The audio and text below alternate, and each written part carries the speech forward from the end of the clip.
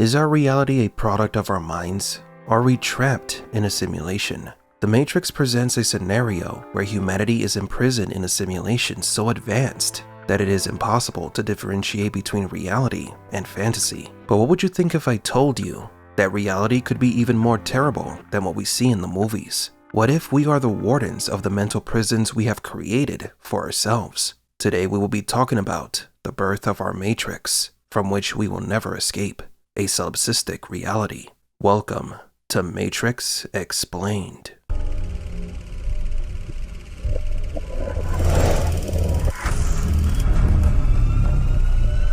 Welcome to the desert of the real. Imagine traveling 30 years into the future. Humanity has developed the technology to connect directly to people's brains, modifying every aspect of memories and perceptions. It's now possible to take a brain, place it into a jar, connect it to a computer, and simulate reality. The brain, connected to a computer, would experience its entire life as if it were real, but in truth, it lives a false reality created by that advanced computer. Would you have any way of knowing? The brain in the jar theory suggests that there is no way to know if our brain is hooked up to a computer, experiencing a simulation designed to fool us. So how could we differentiate between reality and fantasy if all our senses are being manipulated? This reminds us of the scene of Morpheus talking to Neo about what is real. What is real? How do you define real?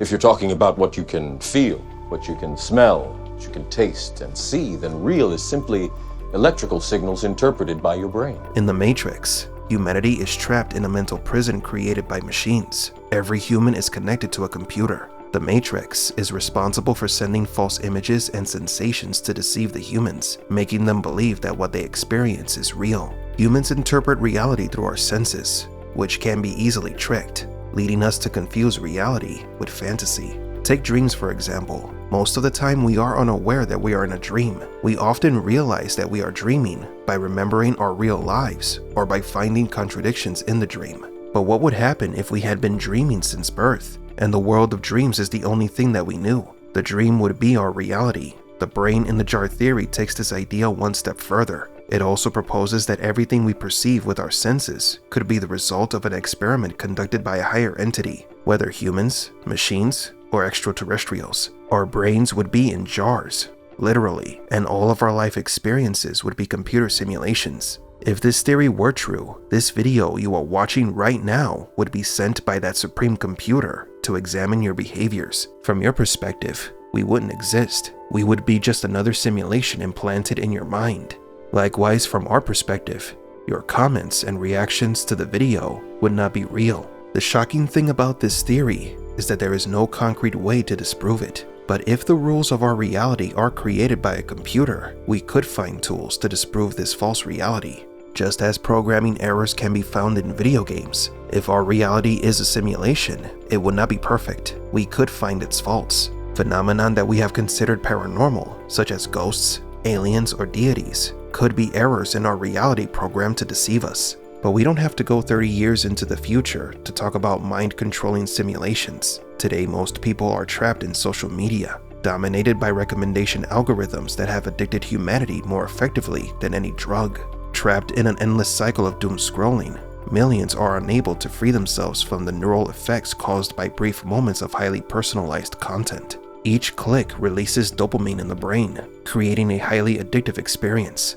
Algorithms are designed to take advantage of this chemical mechanism, increasing our dependence on social media. We are slowly turning the theory of solipsism into reality. Solipsism in philosophy says that the only thing you can be completely sure exists is yourself. Imagine everything you see, feel, and think is like a dream that only happens in your head. In solipsism, there is no way to prove that other people or the world you see are real. They could just be figments of your imagination, or they might be artificial intelligence interacting with us. But these AIs didn't trap us inside a simulation. It is we who chose to be deceived. We voluntarily put on virtual reality headsets to experience fabricated realities and false environments. We are also the architects of religions and ideological and political movements designed to manipulate the minds of others. There are many versions of simulated realities in our world, but they are not machine creations. We, humanity created them. The irony of technological progress, especially in the realm of social media, is that it has allowed us to connect with other cultures, meet people from different countries, and learn from their experiences to improve ourselves. However, recommendation algorithms have taken upon themselves to direct us towards content to invoke emotions, even if those emotions are negative. The goal of these algorithms is to trap us, and every day they get better at it. This means that although we have technology to connect with others, in reality, what has been achieved is distancing us from those who are closest to us. It used to be common for a lot of families to have dinner together, play games together, watch TV together, but now they are glued to their smart devices, experiencing life through a screen with personalized content recommendation algorithms. Reality has become solipsistic. We might live with other people in the same house, but each of us is in our own algorithmic and tailor-made world. This phenomenon is humanity's first failed contact with artificial intelligence. Once upon a time, there were hundreds of religions, many political parties, and television channels that shaped the perception of our world. Today, there are millions of simulations of reality, as recommendation algorithms are shaping it according to each individual's preferences. It's no longer a shared reality, but an isolated reality that is often completely removed from what is real. It is a bubble created for the mind that few can escape from, and the situation is getting worse. The emergence of technologies such as Neuralink and other recent advancements in AI leads us to reflect on the possibility that, paradoxically, in an era of maximum technological connectivity, we are becoming increasingly antisocial. The impressive growth of language models such as ChatGPT, AI image creators like DALL-E, and advancements in virtual reality such as the MetaQuest and PlayStation VR has us contemplating the possibility that soon we will have at our disposal worlds uniquely customized to each individual. Similar to The Matrix, there are already video games whose level of realism is impressive, and they are only getting more realistic. Soon we would find ourselves trapped in simulations where we could experience everything our heart desires. So why would anyone prefer to live in the real world? Going back to the concept of solipsism and the brain in the jar, who can guarantee that we are not already in a simulation? What if our lives become so boring that we opt for an alternate reality? Fascinating questions indeed, ancient and fundamental in philosophy, and today we are closer than ever before to finding the answers.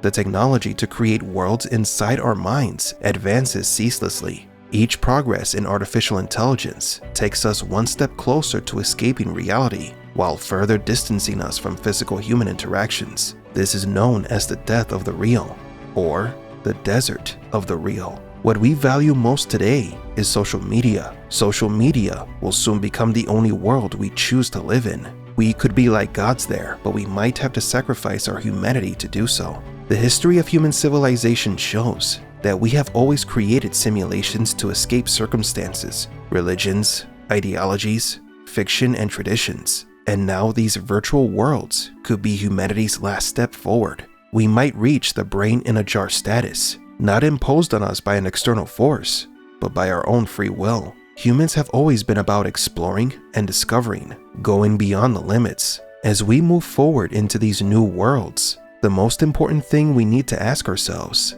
is not how far can we go, but what we are willing to bring with us on the journey. But do you agree? Is reality a product of our mind? Are we trapped in a simulation?